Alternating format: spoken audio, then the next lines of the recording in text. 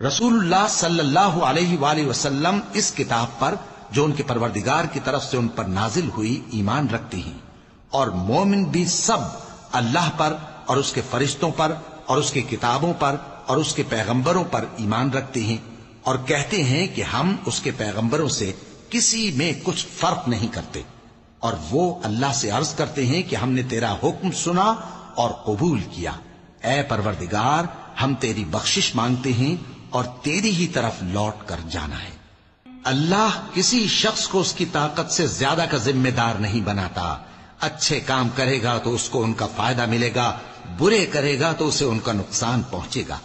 اے پروردگار، اگر ہم سے بھول یا چوک ہو گئی ہو تو ہم سے مواخذہ نہ کیجو۔